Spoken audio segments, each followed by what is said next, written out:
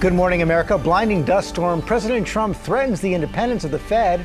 And Diane Sawyer's exclusive with Bruce Willis's wife, Emma. Overnight, a massive dust storm engulfs Phoenix. The towering wall grounds flights. Literally nobody will launch into it. Air traffic control is forced to leave their tower. And after the dust storm, a monsoon right behind it. This morning, flash flood concerns in the Southwest. Sam Champion tracking it all. Breaking overnight. President Trump in his fight over the Federal Reserve saying he's firing top official Lisa Cook from the Board of Governors. How she responded overnight. Massive home explosion. The urgent investigation after a powerful blast destroys several homes. ABC News exclusive. Bruce Willis's wife, Emma Heming Willis, one-on-one with Diane Sawyer, speaking for the first time on his heartbreaking disease. I was so panicked. On their lives after his dementia diagnosis, how Bruce is doing now. Were there days that it would be Bruce again? And how they learn to adapt. You'll see that twinkle in his eye or that smirk. And, I just get transported. As Willis tries to give caregivers the kind of roadmap she didn't have. Only on GMA this morning. Breaking news in the weight loss wars. Drug maker Eli Lilly releasing new data from clinical trials on its GLP-1 pill. The findings for patients with obesity and type 2 diabetes. Heartbreak under the lights. What Venus Williams said to her during crowd at the U.S. Open. And it's time. We're falling for pumpkin spice latte season. This morning, the big news from Starbucks. What we know about PSL prices as the competition heats up.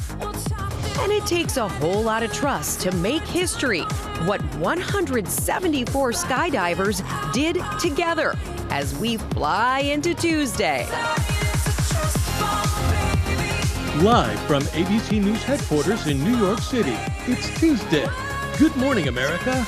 Now that is quite a tease right there. That is good. Good morning, America. Hope you all are doing well this morning. And this morning we have an incredibly powerful conversation coming for you. Diane Sawyer is here with her exclusive interview with Bruce Willis's wife, Emma, sharing what their lives are like 2.5 years after revealing he was diagnosed with a little-known form of dementia. Emma is going to talk about what his health is like now, and it's all in her new book, where she tries to give caregivers the kind of roadmap that she didn't have. That is coming up. We're going to begin, though, with the dust storms and monsoon rain in the Southwest. The dust briefly caused a ground stop at the airport in Phoenix, and Sam's going to start us off with a look at that. Good morning, Sam. George, good morning. This may be one of the most impressive pieces of video I've seen of the dust storm out in front of a monsoon normally. That's in Phoenix. You can see the relationship between the buildings and the towers and the trees. The monsoon season usually goes all summer, but this has been a very dry season. 2, 3, more than 4 inches below normal in rainfall, so there was a lot of dust ready for the wind and the rain to kick up. And we're pulling that moisture off the Gulf and off the Atlantic, but wait till you see what it looked like in Phoenix.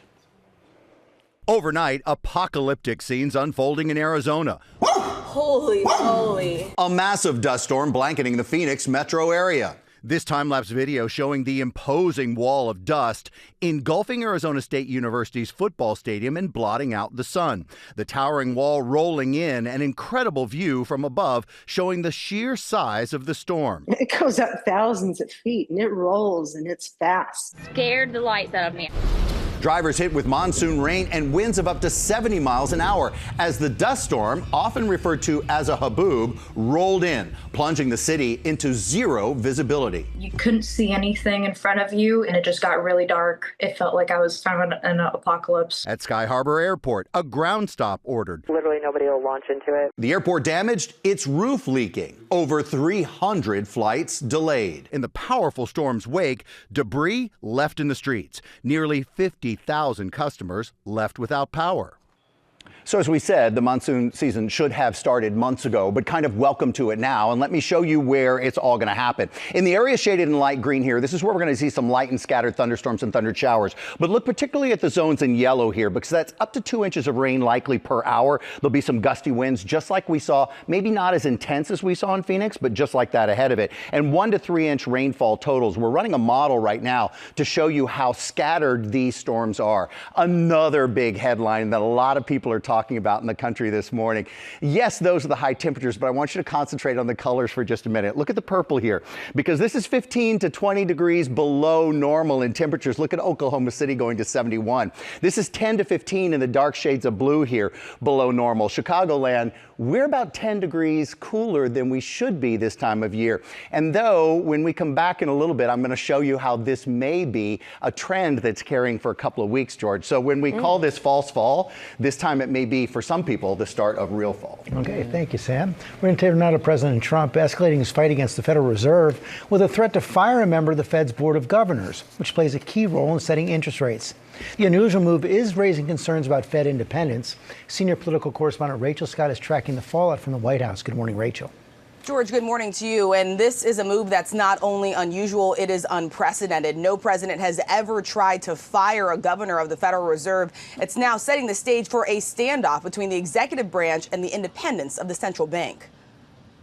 This morning, President Trump taking an extraordinary step against the nation's central bank, saying he's firing Lisa Cook from the Federal Reserve's Board of Governors, the first time a president has ever attempted to fire a Fed governor. The president announcing he's seeking to remove Cook in a letter posted on social media, accusing her of falsifying records to obtain favorable terms on a mortgage. The president writing, "I have determined there is sufficient cause to remove you from your position." Cook, who has not been charged with a crime, firing back, saying the president has no authority to fire her and that she will continue to carry out her duties, saying point blank, "I will not resign."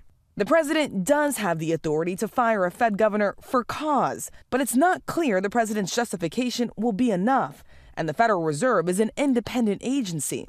The president pointing to allegations first made by Director of the Federal Housing Finance Agency, Bill Pulte, that Cook committed mortgage fraud. Pulte says he referred the case to the Justice Department. It's a similar allegation President Trump and his administration have made against political adversaries in recent months, targeting New York Attorney General Letitia James over real estate records and accusing Democratic Senator Adam Schiff of mortgage fraud. Trump himself was convicted of falsifying business records. Democrats blasting the move. House Minority Leader Hakeem Jeffries claiming the president is trying to remove her without a shred of credible evidence that she has done anything wrong. Cook is the first black woman to serve on the Fed board. Her term runs until 2038. Just last week, the president calling for her resignation. I'll fire her if she doesn't resign. For months, the president has railed against the Fed, calling for the bank to lower interest rates and attacking Fed Chair Jerome Powell. I think he does a terrible job. So the president cannot fire a Federal Reserve governor simply over disagreements over interest rates. The president has to establish cause. Cook says that she does plan to fight this. If she does in court, this could make its way all the way up to the Supreme Court. And George, of course, it is worth noting that presidents have had their disagreements about interest rates, but they've always traditionally respected the independence of the Fed. And some experts warn what this could do to the central bank and the independence of it if the president does succeed, George. Absolutely. Okay, Rachel, thanks very much. On another front, the president has also threatened to send the National Guard into other Democratic cities led by Democrats like Chicago. That drew a sharp response from the governor of Illinois. This is not about fighting crime. This is about Donald Trump searching for any justification to deploy the military in a blue city, in a blue state, to try and intimidate his political rivals. One of the questions is the president going to go through with it? Yeah, the president has not said if he does plan to go through with it and deploy the National Guard to the streets of Chicago. But Pritzker was very clear there, saying that they do not need to come there. He says that he would plan to challenge this if the president does proceed with this. It is worth noting, George, that homicide is down roughly 50% over the last 4 years in the city of Chicago, George. Rachel Scott, thanks. Deborah? All right, George, now to the latest on Kilmar Abrego Garcia, the man who was wrongly deported to El Salvador and then returned to the U.S. Well, now a federal judge is blocking, for now, the government's efforts to deport him again. Our Chief Justice correspondent Pierre Thomas has that story. Good morning, Pierre. Deborah, good morning. That's right. The Salvadoran national who was mistakenly deported last March, sparking international controversy, is right back where he started, in a pitched battle to stay here in the U.S. Kilmar Abrego Garcia again fighting for his freedom and against deportation, this time potentially to Uganda, 7,000 miles away on a different continent. Abrego Garcia immediately arrested and placed in ICE custody following a rally on his behalf on Monday. But the administration's public campaign against Abrego Garcia, whom it accuses of being an MS-13 gang member, continued overnight, with officials releasing this video with the caption, "He doesn't belong here. He won't be staying here." Abrego Garcia pushing back can be heard in the same video saying, "Corrupt government." The battle ongoing with the administration determined to force Abrego Garcia out of the country after he was released from custody last Friday, as he awaits trial on charges he smuggled undocumented migrants into the country. Abrego Garcia has pleaded not guilty to those smuggling charges. And according to his attorneys, the administration said if he changed his plea and served time in prison, he would then be deported to Costa Rica, which has agreed to accept him as a refugee or a resident. His lawyers say if he didn't take the deal, the administration said he would be sent to Uganda. This morning, a federal judge putting the brakes on the government's plan to deport Abrego Garcia to Uganda, saying that for now it's absolutely forbidden, suggesting the government was punishing him for exercising his right to a trial. George? Pierre Thomas, thanks. Overseas now to the massive protests across Israel right now after a strike on a hospital in Gaza killed journalists. Chief International Correspondent James Longman is tracking the latest. Good morning, James. Yeah, good morning, George. Families of the hostages in Gaza are holding a day of action across Israel today. Protesters are blocking major roads and burning tyres. They're angry at Prime Minister Benjamin Netanyahu, who they feel is stalling on a ceasefire and hostage release deal, and they're calling on President Trump to intervene. An Israeli cabinet meeting is scheduled today to discuss a plan that Hamas has agreed to. That's a 60-day pause and partial hostage release. They'll also discuss the occupation plan for Gaza City. The IDF dropped leaflets over the city today telling people to move. Humanitarian groups say that would be catastrophic for the 500,000 Palestinians who are taking refuge there. George. James Longman. Thanks, Rebecca. All right, George, thank you. We're going to turn now to breaking medical news. Drug manufacturer Eli Lilly releasing promising new data about its weight loss pill in clinical trials. And medical correspondent Dr. Darian Sutton is here. And Dr. Sutton, welcome. Good morning. What is the company saying about the effectiveness here? Good morning. So this could be the next chapter in obesity management, with the oral pill taken once a day having shown to be having similar outcomes than injectable GLP-1 medications. Important to point out here is that this is preliminary data from Eli Lilly, not yet published, but these results nonetheless, these early findings are worth paying attention to. So this is phase 3 clinical trials. They looked at those with a history of diabetes who are either overweight or obese, and they followed them for about a year and a half. And they found that those who used the highest dose lost on average 23 pounds, about 11%. Now, in terms of the side effects, there were similar side effects that have been documented with injectable medications. But Rebecca, in terms of the comparison, when you look at the data for those who have diabetes, who are obese, who use injectable medications,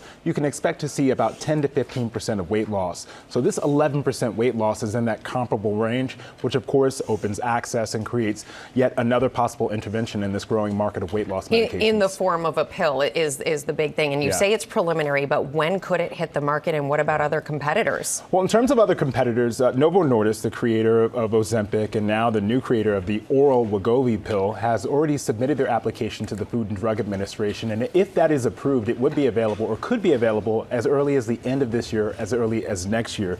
But in terms of competitors overall, there's over 100 medications and interventions in the research pipeline for weight loss. And that, of course, could expand access and also increase pricing competition, which might make these medications more affordable in the future. Right, which is so important to so many of the people who would use this. Absolutely. All right, Dr. Sutton, thank you. George? Okay, thank you. Lara's now here at the desk. U.S. Open watch. Yeah, so good to see a Williams sister back at the U.S. Open. Venus returning to Arthur Ashe Stadium as the oldest singles player to appear in the tournament in 40 years. And she came to play, forcing a third set against the number 13 player in the world.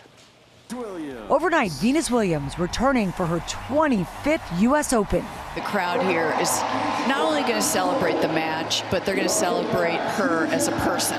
The 45-year-old came into the night as a wild card, her first Grand Slam appearance in 2 years, facing off against 11 seed Karolina Muchova.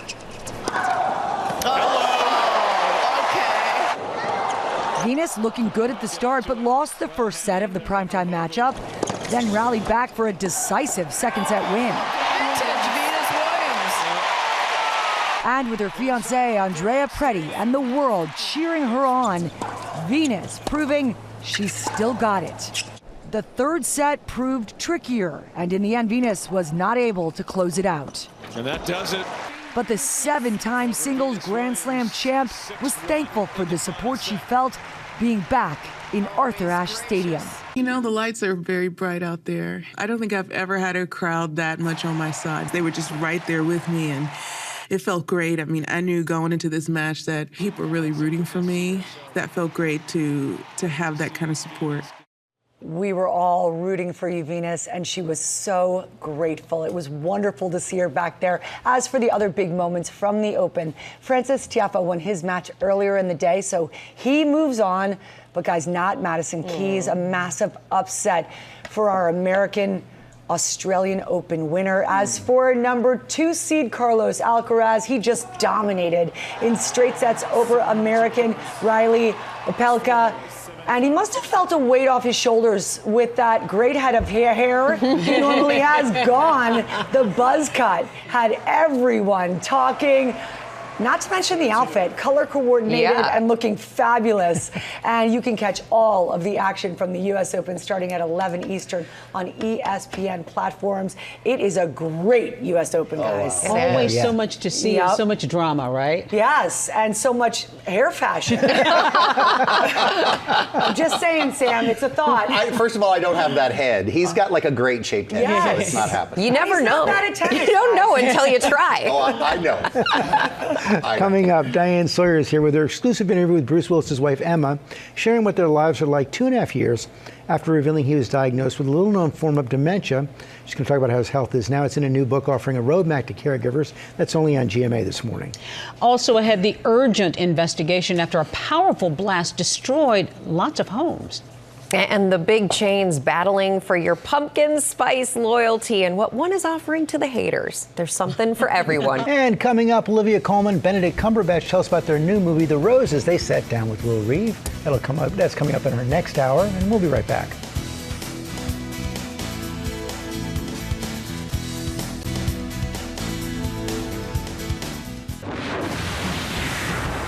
Wow, welcome back to GMA. You are looking at history in the sky over Chicago. That is 174 skydivers jumping out of 9 planes, breaking the world record for vertical formation.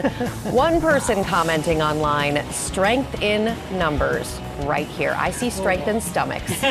George? Who knew there was a world record for vertical formation? We're going to go new at 7:30 now. An urgent investigation underway after an explosion destroyed multiple homes in a St. Louis County neighborhood.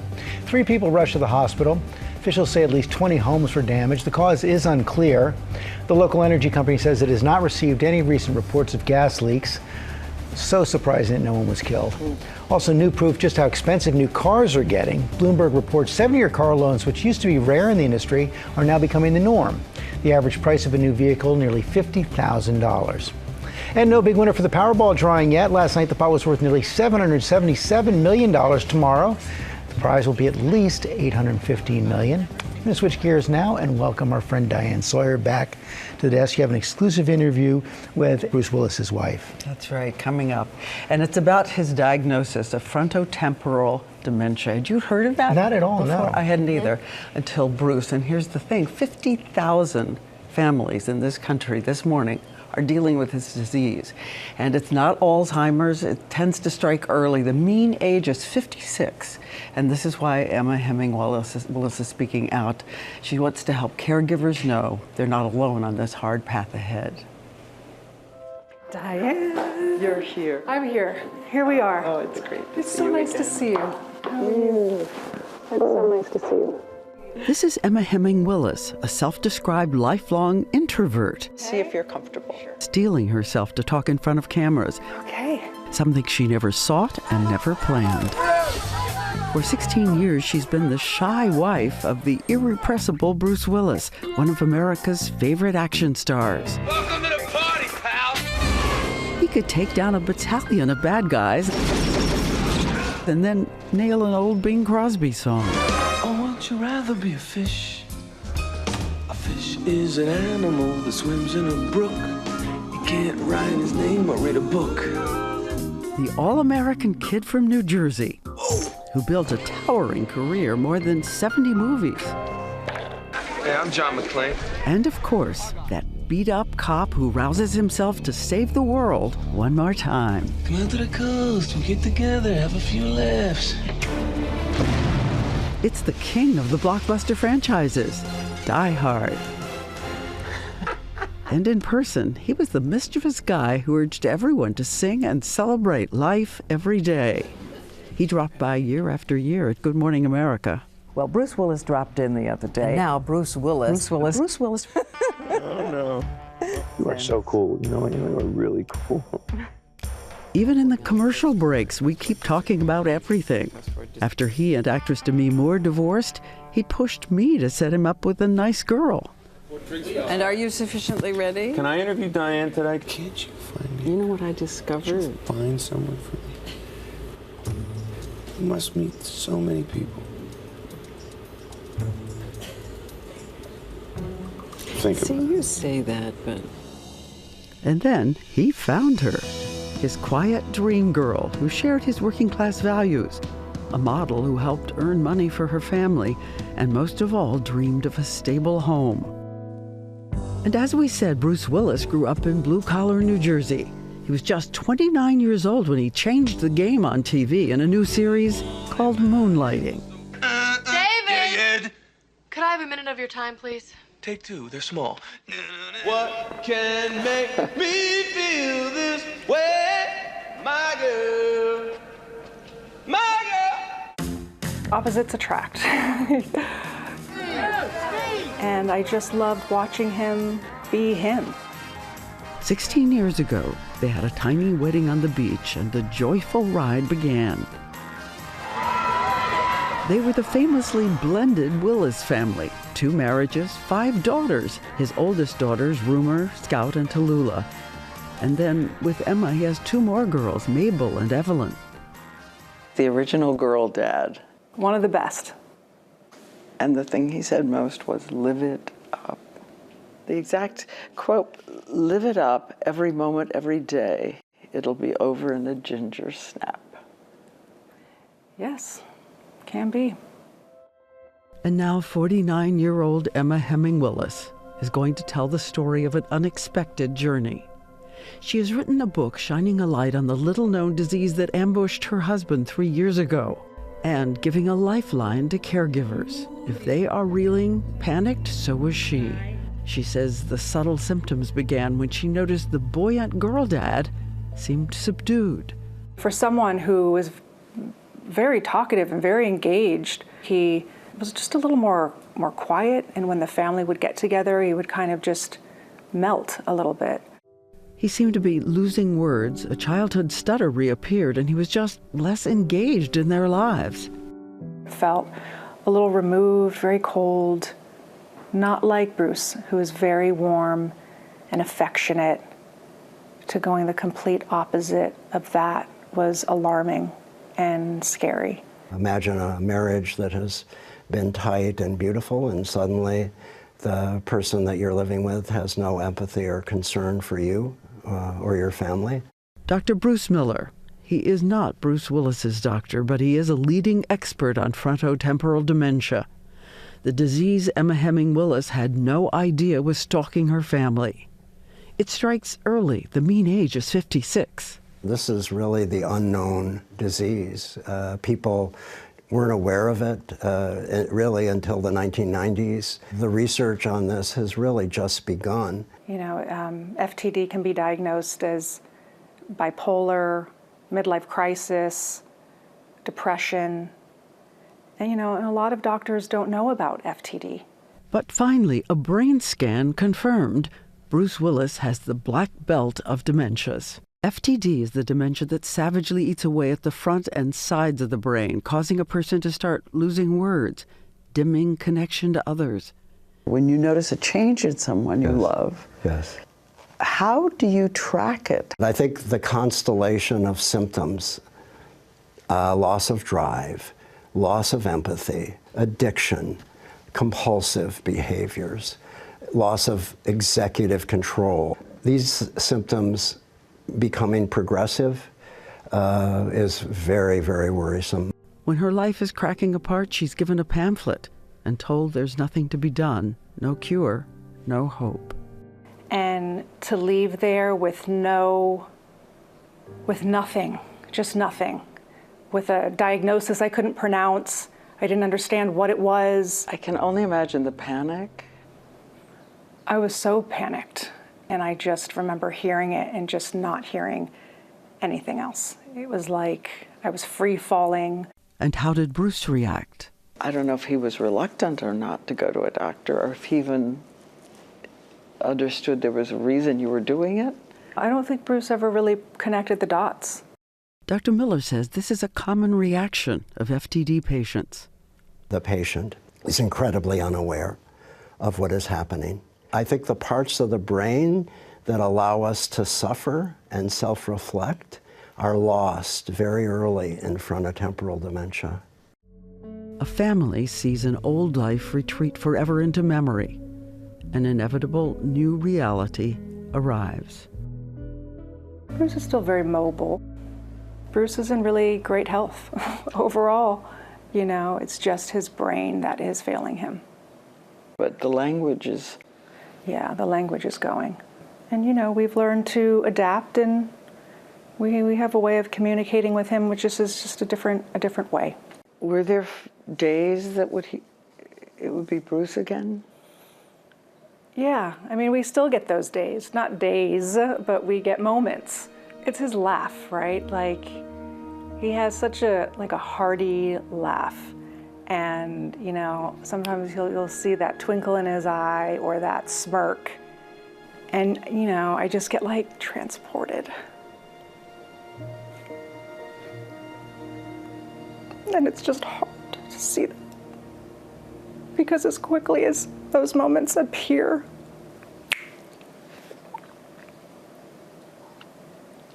then it goes. It's hard. But I'm grateful. I'm grateful that my husband is still very much here. And I did have time with Bruce. I had some time to spend with him, and I'm going to tell you all about that tonight. But Emma is sharing this story with us because getting the diagnosis is so important. There are clinical trials underway if you can diagnose it early enough. Well, that's the thing. It's so hard to be diagnosed because it masks so many other different things. These elusive things, and even doctors don't recognize exactly what it is. The fleeting in and out has got to be so painful. Yes, and again, with all those memories of this vibrant man who wanted to live life every day. And now they have a different journey ahead, the unexpected journey. And coming up, we're going to learn a lot more about it. Emma's book, The Unexpected Journey, Finding Strength, Hope in Yourself on the Caregiving Path, is in store September 9th, available for pre-order now. And we're going to hear more from Emma on her journey as a caregiver in our next hour. And Emma and Bruce Willis, The Unexpected Journey, a Diane Sawyer special, premieres tonight at 8 Eastern on ABC. It streams tomorrow on Disney Plus and Hulu. Now, with the fast food wars heating up just in time for fall, it is officially pumpkin spice latte season. Lara is super into it. Searches for the treat have been trending online since late July. Sam, you're back because it was Summerween, and now it's pumpkin spice latte season. Let's put them all together and go. All right, it's safe to say that people have been waiting a long time for pumpkin spice to be back because it seems like, America, you like it a latte. Oh. That's the last one, I promise. Okay. As of this morning, you can finally get one at your nearest Starbucks. And here's even better news. The company says they're not raising PSL prices at all. all. So what you paid last fall is what you're going to pay again this year. That's good news because prices are going up everywhere. So depending on where you live, that means a grande would cost anywhere between $5.75 to $7.25. Almost a grande. Almost a grande. The flavor of pumpkin spice is big business, and we're talking an estimated, and I've seen numbers go everywhere, but here's the latest, $1.2 billion market. So brands are battling out for every last penny of your dollar. McDonald's, Dunkin', Krispy Kreme are all rolling out their own take on pumpkin spice themed treats. So this year, you can get it just about everywhere, but one brand is taking the opposite approach. For those who are not PSL lovers, Sonic may be your home. They're rolling out what they call Save a Pumpkin campaign, focusing on other fall flavors like salted caramel, toffee, iced coffee. I think that all that's left is say, hi, welcome to the GMA coffee desk. May I take your order? Yes, you may. I'll just have a plain coffee with half and half. Thanks, Sam. I really love that you call it PSL. I know, it's so cool. I don't even know what that is. Pumpkin spice latte, FYI. And Lara's got our play of the day. I do. Just a quickie, but it's so worth it. So we're going to focus on the action happening off the field. This young Mariners fan caught on camera enjoying close to his body weight in popcorn while the Mariners took on the Oakland A's at T-Mobile Park. The MLB posted the video, and they wrote, "No chance you had a better day than this kid." That's what you go to the ballpark for. What made it even better, the Mariners went on to win. But as talented as that young man is, he's not alone. Guys, I want you to meet Rebecca's son, Leo, scoring what I would like to call a perfect 10 for technique and a very high degree of difficulty. I taught my son so well. That's exactly how you eat pizza. He's eating the pizza. He's doing you gotta lean into it. Yeah, he's doing okay, I won't do pizza that. eating, everybody. We have so much more coming up on GMA. We lean into things here. We'll be right back. We'll be back. That's the key. Good morning, America. It's 8 a.m. A massive dust storm in Arizona grounds flights. Literally nobody will launch into it. Air traffic controllers forced to leave their tower. And after the dust storm, a monsoon right behind it. This morning, flash flood concerns in the Southwest. ABC News exclusive. Bruce Willis's wife, Emma Heming Willis, on the emotional impact of caregiving as her husband battles dementia and the love she has for her family. Do you think about, and maybe this isn't a fair question, what you'd most like to ask him? Her one-on-one with Diane Sawyer and the new hope for patients with the disease, only on GMA this morning. And everything's coming up roses. I love it. He's right. You're right. You're right. With Olivia Colman and Benedict Cumberbatch, stars of The Roses, the reimagining of 1989's War of the Roses. And who knows what could happen? Things are getting a little out of hand. Oh, you think? And wait until you hear what they said when Will Reeve asked them this. I will take advice on keys to a successful marriage from you. Their answer only on GMA. As they say, Good morning, America. Live from ABC News headquarters in New York City, it's Tuesday. Good morning, America. We're all going to have to pitch in for advice for Will right now. Yes. Some advice is better than others, though. I just want to put that out there. I want to hear their answer. Good morning, America. Hope you're doing well this morning. And Will Gantz is here with a story that we can all use. He's in Belmont, North Carolina, and he's going to tell us about a group spreading happiness, supporting their community, making it a perfect place for my kind of town in our series. Emphasis on kind right there. Also ahead, Gio Benitez is tracking TSA's new dedicated family lanes. He's got all the details there. First look at the top stories breaking today. We start with the dust storms and monsoon rain in the Southwest. The dust briefly caused a ground stop at the airport in Phoenix. Want to go back to Sam. Hey, Sam. Hey, George. George, we just did the numbers, and this storm's so powerful that the temperatures in Phoenix dropped from 100 to 75 when it went through. So this is one of the worst I've ever seen on video. You can see the scale of this dust cloud in relation to the buildings and the towers and the trees that are below it. Just want to show you the wind gusts that accompanied the actual movement of the storm. 70 miles per hour here. here. So imagine what that did to the airport. Shut it down. We had the tower down, ground stop, 300 flights delayed there. Let's show you what's going on today. This is the zone where we're expecting this monsoon flow to develop some scattered storms and rain. But I want you to look at the areas in yellow there. That's where it could be a little bit tougher here. Up to 2 inches of rain per hour and some gusty winds.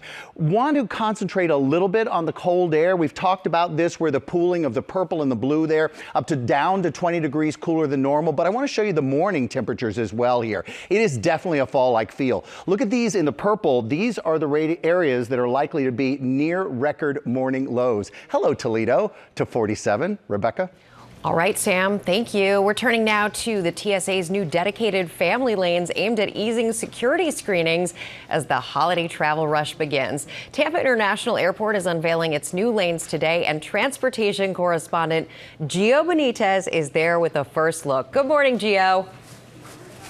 Hey, Rebecca, good morning. Yeah, this is a really big deal for families. And starting today, like you said, families with kids 12 and under can go through this special family lane. So let's take a walk so I can show you what's going on here. So here in this area, you have your typical TSA pre-check lane. On the other side, you have that standard lane that so many people are used to. But here you have this special family lane. You actually see a family right here using it right now. These officers, they're going ahead and they are specialized to handle families. And what TSA is saying is they're saying this is going to relieve a lot of stress, a lot of congestion, not just for families, but for everyone who's using these lanes. So let's go through here. These guys have already cleared me. Can I walk through? Yes. Good morning. Absolutely. Good morning. It is good to see you. So we're here in TSA. Let's go ahead and show you, because there are actually other airports across the country that are doing this right now. So let's show you that list here. So here in Florida, you have Tampa, Orlando, Jacksonville. In California, you have John Wayne, Honolulu, Charlotte, Charleston in the Carolinas. You have Will Rogers in Oklahoma, Salt Lake City, San Juan, and in Rhode Island, you have TF Green. The TSA wants to bring this to other airports. We just don't have a timeline on that just yet, Rebecca. All right, Gio, all you need there is some of your nieces and nephews to go through the lane with you. Right. Do families, Gio, do they have to use this? They do not have to use this. It is completely up to you. Now, I will say, if you have TSA PreCheck, you're going to have to make a choice between TSA PreCheck or the family lane. But I will say, just seeing this today, you're going to have a lot more freedom going through that going through the family lane instead of the TSA PreCheck, guys. All right, smooth sailing there. Thanks, Gio. And coming up on our GMA morning menu, Diane Sawyer's exclusive interview with Bruce Willis's wife, Emma, on her journey as a caregiver and trying to give others a roadmap she didn't have. Plus, the new hope for patients with his disease. Also ahead, they are a match made in heaven and Hollywood. Olivia Colman and Benedict Cumberbatch tell us about playing a battling couple in their new movie. Plus, we've got a big exclusive reveal this morning about one of the hottest sports that people can't seem to stop talking about, Formula One. And of course, Lara and Sam are with Lori. Hey guys. Sam, you're up, baby. Oh, hi. Lori Bergamatto went to the tweens and teens. Odd that you didn't ask me. You know he was a tween model. Tween at heart. Anyway, these are great skincare products, right? Dermatologist approved and back in time, just in time, really, for back to school. Because we know the kids love it. We're going to tell you all about it coming up thanks to this gal. It smells so and good. So much more on GMA.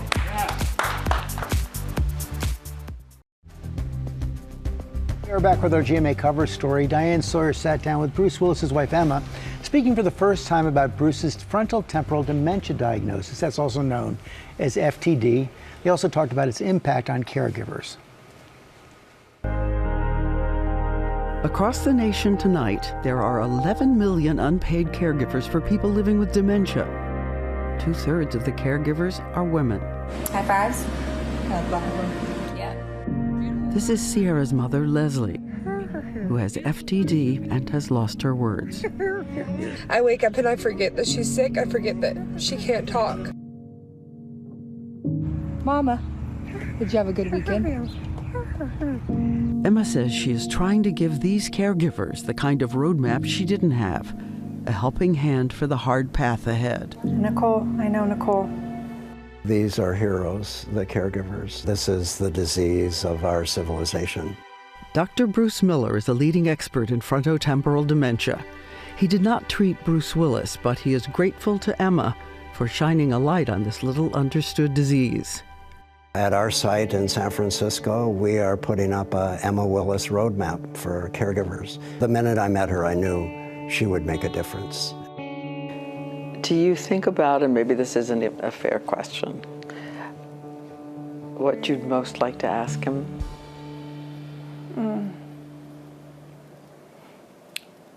Just how he's doing. If he's okay, if he feels okay. If there's anything that we could do to support him better, I would really love to know that. If he's scared, if he's ever worried. You know, I just like, I just would love to be able to just to have a conversation with him. Can you finish the sentence, love is? Love is grabbing a tissue.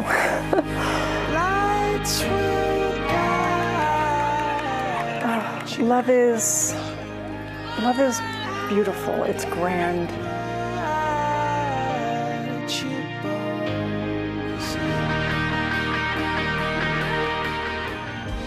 It's unconditional. I will try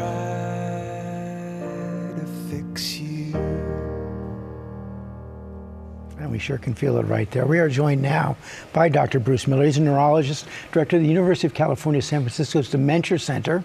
Dr. Miller, we heard a little bit from you in the piece right there, talking about the challenges that caregivers face. Elaborate on that. Yeah, so this is incredibly difficult for caregivers, and you know, as a consequence, caregivers with a loved one with frontotemporal dementia are much more likely to suffer depression, anxiety, suffer their own illnesses.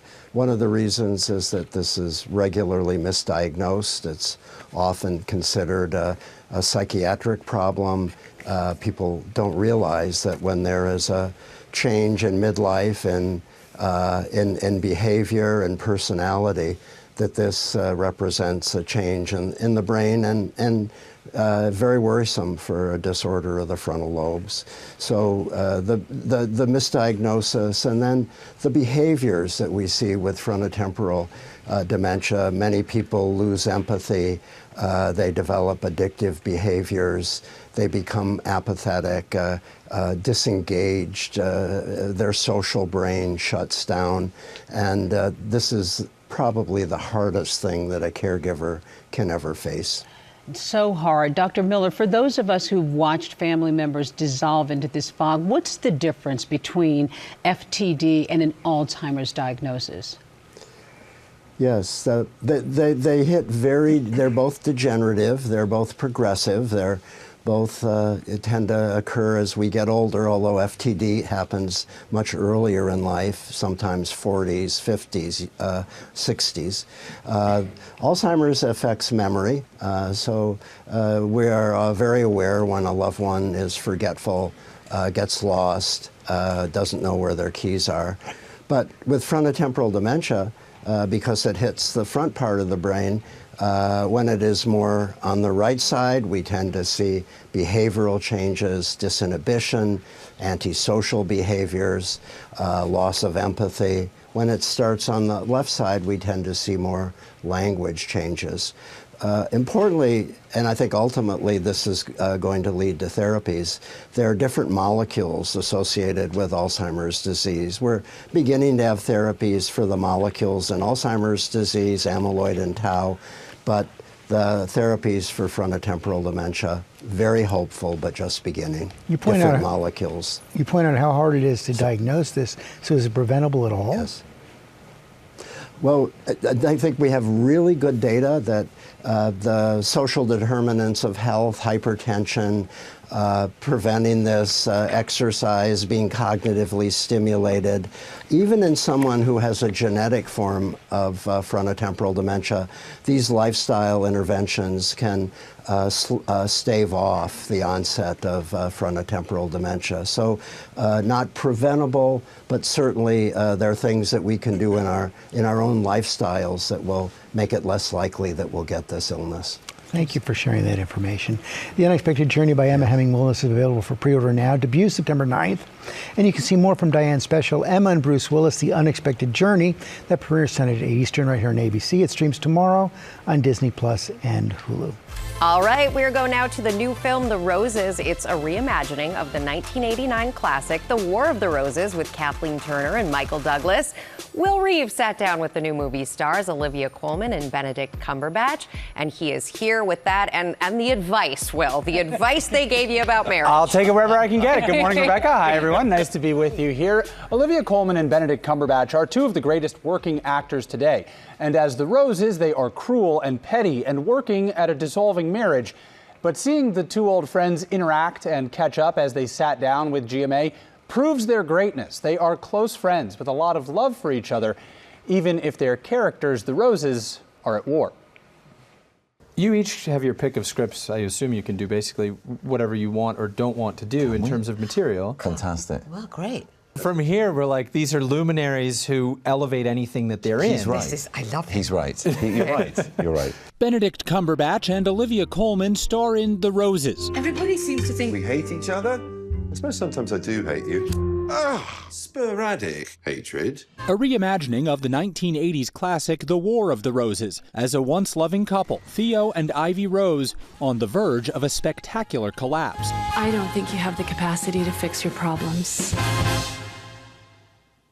Are you actually allowed to say that? That seems unprofessional. Yes, like malpractice. We'll be expecting a hefty discount. When the film starts, you're in couples therapy and you're asked to list 10 things you love about each other. I think the nicest and most morning TV friendly thing we can say is that he has arms. Is about the nicest thing I think you you're can right. say. I think that is the only thing you can say on breakfast telly. Well, I'm going to give you the chance now, as friends. What do you like about each other? Oh, this is easy. No, but you can't do... You hate it when I do this. Yeah. I love this. Olivia is one of those... she's a ridiculously charming and wonderful human being, as we know, out there in the world, but also as a friend, she's loyal, she's incredibly supportive, she's absurdly funny in life and in work. It's so awkward going second as well, because you say such beautiful things. You don't have to. He is the kindest, funniest, sweetest, and just also you don't know how wonderful you are. There's a lovely humility to you. It's very... That's very nice. Well, it's true. Now we can move on from the icky bit. It's infused with tarragon. It adds a bit of bitterness. Ivy likes to leave a little bit of herself in everything she does. I love this fun banter you guys do. You have to insult each other a lot. As great friends and great actors, what did that feel like? Lovely. Horrible. I mean, the first time that happened, I got really sensitive. Started getting nasty. I was like, can we just break this down between takes? We're all right, aren't we? We're all right. It's pathetic, but you know she's very good at her job. Yes, and she was like, "What are you talking about?" You're like, "All right, you're Oscar winning." Sorry, you're really good at She's very good at her job. Oh. I'm going to leave some long pauses in the conversation for you to insert an apology. I'm so sorry. So, I am getting married in a few months, and thank you. That is not the question. You No, I want marriage appreciate. advice. I'm soliciting advice from anyone I encounter, and I will take advice on keys to a successful marriage from you as real people, perhaps not your characters. Listen. Yes. Just listen a lot. Have an open heart. You're entering into the most amazing chapter. And occasionally you will want to bring up something that happened. You know, we just go, I'm just going to let it go, have a little breathe, and go in for a cuddle and a kiss rather than a caustic remark. Your characters could have used this advice. Yeah. Hell yeah. Yeah. Thank you for that. So Colman and Cumberbatch say they hope any couples who see The Roses will take stock of their own relationship and perhaps take solace in the fact that at least they're not the Roses. But it really is great acting to see how vicious they are on screen versus how lovely they are to each other in person. It was a pleasure to be with them, and The Roses is in theaters on Friday. Well, I'll give you a piece of advice. They did great there, but don't ask everybody. That's right. Well, you get a spectrum. Exactly. That's every the best married piece of person I look up to. Lara. Thank you. Thanks, guys. We're going to switch gears and go to our series. end of summer glow. Lori Bergamato has products for tweens heading back to school and that parents and dermatologists both will approve of. I love that part. And everything here is shoppable for you and under $40. And we're going to start right here with these colorful packages that are kind of cool the way they work. Exactly. And I'm so glad you called out the colorful packaging because we've seen so many of the tweens and teens be attracted to things that are in these cool packages, but the ingredients are not appropriate. Are not always for them Yeah. there. So this is a new line. It just launched 2 weeks ago. It's the first time everybody's seeing it. It's called Pour Two. And what does that mean in French? For you. For everyone. For all, right? So this line was made by 7 moms with 18 kids between them. And what they were seeing was a gap in the market. These are all vegan, dermatologist approved ingredients. Oh, thank you so much. Oh, you might not mic? I'm sorry, I could do this. That's okay. Uh-oh. Well, we got a man down. But what's great about these is you can start using them when your child is 8 years old and up, and they're glow boosting, they're moisturizing. It's very really rich. Great stuff. I love this. Now, this product is getting a ton of buzz, and you say it's absolutely I'm worthy. obsessed. Okay, so you have a son, I have a son. The boys often get overlooked in the skincare discussion, but they shouldn't. They should not. So this is from 31st State. We all love this line. You can see here they have a lot of different products. And what's great about it is the boys don't always want to use something that's in, But they do sometimes need it. They definitely they're going do. through puberty and their skin could use a little help. Exactly. And what's so great about these, also developed by a mom in boys, California, right? the 31st State, yes. And they use ingredients like tea tree oil, magnesium, zinc, things that are really cruelty-free, vegan, and safe for your child. They also have these 20s. one-swipe wonders that are incredible because it's nice and easy. They smell Yes, so good. It has a Pacific air scent, so these are fantastic. so good. And also really affordable. Affordable We love that. and safe, which is great. This is a brand that is good for grown-up kids too. Exactly. So this is from Say, and this brand has gotten a lot of buzz for being clean. This particular product is a slip tint. So why do people love this? Because it has the appropriate amount of coverage. You know, young girls shouldn't be slathering on foundation. It also has SPF 35, and what they really like about it is it's a non-nano zinc oxide, which means that the sunscreen particles are so big that they won't be absorbed in the bloodstream. Oh, that's great. So that's really great. So definitely check that out. Okay, that's Say, everyone. And then Summer Fridays. This one, Is this people were trying to lips, lift or- this off. Yeah, that's for lips, off the set already. So this was co-created by influencer Mariana Hewitt. And this is a lip balm. They come in so many different colors, and they are made with shea butter. They're really, really moisturizing, but they won't get that sticky residue. And it has like a sweet buttercream taste, which everybody really likes. It's like the new Bonnie Bell. Exactly. And much better. This is so much chicer, and this also is the sort of thing that the moms will steal, I think, from the tweens. Spoken by experience, I have a tween, and I've stolen this from her. So definitely want to check those out. And then finally, finally, I'm loving these. Yes, the NYX Wonder Stick, very aptly named, Lara. Yep. And this generation is so fantastic because they really like things that are multifunctional. This is contour on one end and highlighter on the other end. And this generation is so great about enhancing their natural features and making sure that they're really highlighting and not covering their best features. That's so awesome. the NYX Wonder Stick really does that. Yeah, and it's 2 for 1. Exactly. And the price and is right, as you can $15. see, and I know I'm going to use it. Everything is shoppable. Thank you, Lori. Thank you so much. The end of summer glow is real. And coming up, the Angels spreading kindness in North Carolina. We will be right back with this beautiful story. Welcome back to GMA, live from New York City. Welcome back. We are going around the country looking for people who make their communities kinder and better places in our series, My Kind of Town. And this morning, Will Gans is in Belmont, North Carolina, with some hometown heroes right there. Good morning, Will. Hey, good morning, Rebecca. It is a party here in Belmont, isn't it, this morning? It sure is, Katie. There are watch parties happening right outside the front door. There's watch parties happening all along Main Street here in Belmont. But this morning, it's all about Cherub's Cafe and the incredible organization that's the beating heart of this Belmont community. Take a look. Located just across the river from Charlotte, Belmont, North Carolina is a little slice of heaven. Honestly, we are the happiest place on earth. Cherub's Cafe, the Spruced Goose, and the Cotton Candy Factory are 3 businesses serving up a whole lot of happiness to the community here in Belmont. I do the register, and I go and say, how are you doing? Welcome to Cherub's. The businesses are run by Holy Angels, a nonprofit that's been situated here in North Carolina for 7 decades. We are a residential facility that serves adults and children who have varying degrees of intellectual and developmental disabilities. Our very first resident, her name was Maria, and she really is why Holy Angels exists, because her mom didn't have anywhere to go, and the Sisters of Mercy said yes. And so my job as the CEO is to continue to say yes 70 years later to people who need us. Holy Angels provides specialized medical services and physical therapy to its residents, but those businesses provide a sense of community, belonging, and self-confidence. And because of our businesses, there's a face and a voice to people with different abilities. And the Belmont community loves supporting these businesses, where 100% of the proceeds go back to the children and adult residents in Holy Angels' care. Katie is a crew member at Cherub's Cafe and a bit of a local celebrity. Yeah, you make the best. I did it for hard, don't you? Yeah. Katie serving up sweet tea here in Belmont and a whole lot of kindness, too. You're my friend. And you're my friend, Katie, and I can't wait to have some sweet tea with you when I see you. I can see you. I can see you.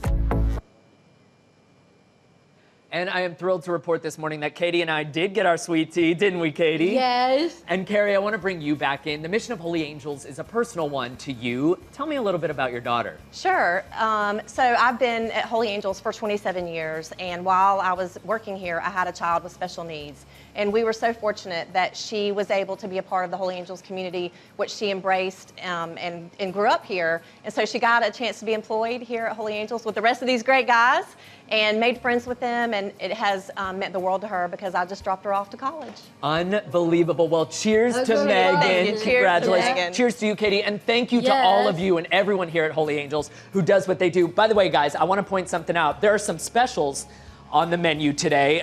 The Michael Strahan stack, which is a pair of golden pancakes as legendary as Michael's football career, the Robin Roberts parfait, and the Stephanopoulos salad, which is an homage to George's family. Now, we couldn't George got a salad. send you guys food. We love it. We wanted to send some homemade gifts to y'all that were made by the residents here at Holy Angels. I noticed Not food, but these. something equally as special. Will, Beautiful. They are beautiful. Scarves, and Sam wants one of the bracelets already. Yes. Well done, Katie and Carrie and Will. Thank you so much to all of you. Sam, over to you. Oh, that was great. Yeah, I'm stealing a bracelet. All right. You saw the movie. F1 was one of the hottest movies. Now to one of the hottest sports, Formula One. It's welcoming a new team next season, Cadillac. So now there will be 11 teams on the grid. And that has been, well, there's been so much speculation about who's going to be Cadillac's 2 drivers, right? Well, we have the answer, ladies and gentlemen. It's exclusively. They're right here. Here are the drivers. They are 6-time Grand Prix race winner, over 14 seasons, Checo Perez, and 11-time Grand Prix winner, 12 seasons, Valtteri Bottas. Welcome, gentlemen. And this is unusual because you guys don't usually in F1 have early mornings. I mean, it's more of a, afternoon, late night kind of thing. So welcome. First of all, Checo, congratulations to you both, and you both can take this. So what does it feel like when you get the notice and you get chosen to be on this brand new team? Well, it's a massive privilege, to being part of something new, something that really starts from scratch, and you can put all the experience, all these years that we both have, behind us into this new project. And this is what I'm coming back for, to a project which really excites me to represent all America. How did you feel, Victor? Yeah, same. It's kind of unreal feeling still, being part of this brand new team. Because it's all new, It right? is all From the ground new, up. and in the end, we're going to be making history. So it's exciting. I'm curious because I've only seen the cars. I've never actually even tried to get a leg in one. So what does it feel like when you slide into it, Valtteri? What is that? Is it confining? Is it home? What does it feel like to you? To me, it feels like home. For me, it's a natural environment. We grew up racing since a young kid. We've had many years in Formula One. So yeah, But we're still young. We're still young. We're still young, and only getting started now. Yeah, exactly. But just can't wait to get back into the car, really. So. What's the secret, Checo, about being a great racer? Do you do everything fast? Do you think fast, look fast? Not everything. I think it's important to manage it all, because nowadays the racing drivers have to be very complete, very good at engineering, very good at tires, very good at the aero, communication with all the engineers. Formula One teams are massive team structures, a lot of people. You have to talk to many different departments. You have the gearbox, you have the suspension, you have a lot of things that you need to be really good at, So, yeah, it's multitasking. Yeah, it's not just behind the wheel, and a lot of people think you just slide in and drive, but it's not just that. No, there's so much more than just driving, much more other stuff. So, Checo, you've had, and Valtteri, well, let's start with you. You've had, Checo, 16 Formula One Grand Prix wins. Experts say that you were the most experienced free agents out there. So what does that say about what Cadillac wants to do? Because they went for the experience of both of you for their drivers. Yeah, I think it means a lot, because it's a team that is just not coming out and take their time. That's really what is really exciting about the project. It's Cadillac is coming in to really start pushing from day one, whether it's on the drivers, on the engineering side, on team principals, everyone has a lot of experience behind their shoulders. That it's what is unique about this team. I'm so excited. It's such a big brand. It's hard to believe that they haven't been in F1 before, so this is going to be a lot of fun. We have like 30 seconds left. I want to get to F1, the movie. It was such a big hit in America, and we had 3 races here. Austin, Miami, can't remember the third right now, maybe, I can't think. Was it Vegas? Yeah, Vegas. Yep. And Miami, it was a thing. Do you think America's caught on yet? I think it's still growing. I think Americans are still learning more and more about F1. The movie was a huge thing. Yeah. Netflix has been huge, but now we hope that people will watch the actual races live. Now you've got a team, so you've got to follow us. Yeah, you're right. Exactly. Now they got a team. So. All right, guys. So you are, all the racers are back from break. You guys are racing the next time that, the next season when the races come on. But watch Formula One Heineken Dutch Grand Prix. That is Sunday at 9 a.m. Eastern on ESPN. Now with our September GMA Book Club pick. Drum roll, please. The Book of Lost Hours by debut author Haley Gelfuso. Maggie Rulli sat down with the author and joins us now from London. Good morning, Maggie. Hey, Deborah. Good morning. Yeah, this book has a little bit of everything. I laughed, I cried, it kept me on the edge of my seat, and yes, there's plenty of romance. Imagine for a moment there's a place called the Time Space, a vast interdimensional library where memories of the dead are supposed to be stored forever. But what if those books got into the wrong hands? Haley Gelfuso's debut novel, The Book of Lost Hours, takes readers on a journey through time and one girl's quest to stop history from being rewritten. The Book of Lost Hours is about a young girl named Lisabeth Levy, who is 11 years old when she is trapped in a place called the Time Space. And she comes to realize that there are people known as timekeepers who are entering the time space in order to burn some of the books and change the course of history. And she sets out to try and stop them from doing that. At the heart of the novel is a love story, and whether or not it can stand the test of time. Your book is part historical fiction, part fantasy, part time travel, part CIA thriller, part romance, part multi-generational family drama. There's a little bit of everything. What genre is this book for you? I tend to call it speculative historical. To me, that's the thing that resonates the most, is the historical aspect as well as the fantasy sci-fi leaning parts of the book. With a master's degree in biology, Haley's scientist mind helped propel her creative spirit. This was a really, really fun way for me to be able to use both sides of my brain and use that scientific background that I have, grown and built in a way that ultimately ended up being for a creative endeavor. Something I appreciated is that all of the fantasy, you rooted it in real science, this idea of the time space. And at first it sounds ridiculous, but as you read the book, you're like, this could happen. This could be real. Oh my gosh, I believe in the time space. I was thinking of it as something that's outside of the world that we currently know, but also still impacts the world that we live in. What do you hope readers take away from reading this book? I hope that they take away a little bit of hope, even though this is a book about memory as a weapon, memory as something that can be altered and erased. There is this lingering hope at the end of the story about memory as something that is still, in spite of everything, unchangeable. Mom. And guys, when I asked her what it was like when she found out her book was a GMA book club pick, she told me she got the call when she was changing her kid's diaper. That's some real life right there. You can read the book of Lost Hours. It is out today. Guys. Classic, oh my gosh, a classic mom moment. Maggie, thank you so much, right?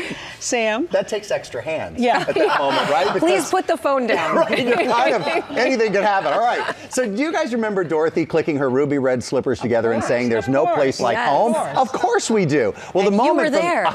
And you were there. I actually may have been there. I'm old enough. From the classic The Wizard of Oz, helped create one of the most prized and valuable pieces of movie memorabilia of all times, really. So just imagine what happened when they were stolen from the Judy Garland Museum. And it's true, investigators left with a single sequin at the crime scene. Now you can see those precious shoes were tracked down, how they were tracked down, and ruby red-handed, stealing America's most valuable pair of shoes. And that's streaming right now on Hulu and Hulu on Disney+. All right, coming up on GMA, imagine you living with your 3 sisters in New York City and then inviting cameras, yeah, come on in, watch us do everything that we do. That's what these beautiful ladies have done. The Nader sisters are with us live, and they'll tell us about their new reality show called Love Thy Nader. I love the title, love you guys. We'll have their story next on GMA Live. All right, we're trying to control the situation here. Back now with the stars of a brand new reality show that I cannot wait to watch. It's centered around our friend, my friend, Sports Illustrated cover model and Dancing with the Stars alum, the beautiful and wonderful Brooks Nader, and her 3 stunning model sisters taking on New York City together. We've got a little package for you. Take a look. Grace Ann is the passionate psycho one. You can just tell by her hair. Mary Holland is intellectual, just too sweet for this world. And then Sarah Jane is the I know everything classic youngest child situation. Since my divorce, I cannot be alone. I cannot sleep alone. I can't even sleep in a house alone or a hotel room. So I need one of them there at all times. And to have all of them there is my dream come true. All right, so it's a lot, and it's all good. Am I here? I'm here, okay. The show is called Love Thy Nader. Best title ever. And then Brooks, Sarah Jane, Grace Ann, and Mary Holland are all here with us now. Do you have a second name, too, that you just don't use? I was Brooks Claire at one point, but when I first moved to New York City and I was modeling and I went into castings, they'd say, what's your name? And I'd say, Brooks Claire. They're like, which one? Pick one. And I was like, it's Brooks! I'll go by Brooks! Oh, but I love that about New York. They just get right into it. Yeah, I love it. I love it. Brooks, you guys, the show is so much fun, and you guys, first of all, what family.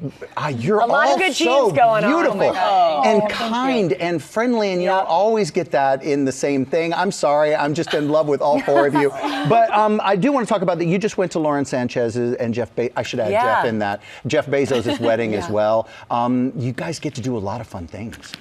We do. We are blessed for that. I mean, we had a great summer, and my little sidekick, we're the single sisters, so we kind of are a package deal. And that's how Sarah Jane became your date. Yeah, Sarah Jane's my always permanent plus one. Yeah. Mm-hmm. That's so nice that you all have each other. It's really. Is that a fire alarm going off? Did we already set up the fire alarm? Yes, it's too hot in here, America. It's true. Sarah, I want to get to Sarah Jane. What was it like? Obviously, you love these girls. They're your blood. They're your sisters. Mm-hmm. But add in the cameras, and then the dynamic can change. Did it? And if so, how? I think honestly filming brought us closer, and we didn't expect that, but Brooks had just gotten divorced, and we all moved in together, and we haven't lived together since we were in middle school for me, and so it was like very nostalgic, and it brought us all, we fought every day, but we joked that we're like boys when we fight. We like, we duke it out, and then we're fine. Like 2 minutes later, she's asking me for concealer, and so I feel like we never say that. Yeah, exactly. It's classic family, though. It really is. It is, yeah. So small town, and you guys get to go back to the small town, because I think there's something about... From the Bayou, right? Right. From the Bayou. From being born in a small town, you get to go back. So Grace Ann, take this one on. Your grandmother. What's Dobby. it like? Yeah, what's it like to go back and kind of like she sees all this. Dobby was having way too much fun with the whole show coming for weeks in advance. She was preparing the house, getting it all ready. I heard all the neighbors were over spreading mulch, planting caladiums or whatever. To make it look good. And she was like, yeah. She's And she was like, yard work. Hulu's coming to town. Like, the house has to be perfect. The TV people. I gotta get my yard ready, my caladiums. So she answers the door, and it's like, welcome to my crib. She's like, hi, Hulu. But safe to say, everyone was very excited to have some big city cameras come to the small town, and it was just the talk of the town for It sounds like the apple doesn't fall far from the tree. Yeah, it definitely has some Dobby energy. All right, Mary Holland. So, finance? You used to work in finance. Finance, if you can believe it. Not many people do. Of course I can believe it. Yes, you're smart and beautiful. Harder to do that or to do this? Honestly, this was a little bit much of a transition. After 5 years on Wall Street, I was definitely uncomfortable at first. But, you know, as unpredictable and crazy as every day was, I got to do it with my sisters, which was so special. And I think that entering that micro retirement, as I call it on the show, whatever that means, which is so funny. Say that word again. I'm gonna freak out. Anyways, yeah, no, literally. Don't let her freak out. She's the psycho one. We have to watch out for her. Fire alarm ready. We have to watch out for her. But I'm hoping that, you know, some Gen Z people and people our age can relate to that, kind of going against the tradition, whether it be getting divorced in your 20s or quitting your corporate job. We have a lot of that coming up. There's a lot of chapters to life, guys. Thank you so much. But don't worry, because Brooke's love life is also going to be in the show as well. So Love Thy Nader premieres, I love that name, tonight at 9 p.m. on Freeform, and you can stream the entire season tomorrow on Hulu. And guys, you really did set off the fire alarm. So there you go. You had a lot of fun with that. That was really great. A lot of energy. Girls. Yeah. Energy. Have a good day, everyone. Speaking of energy, have a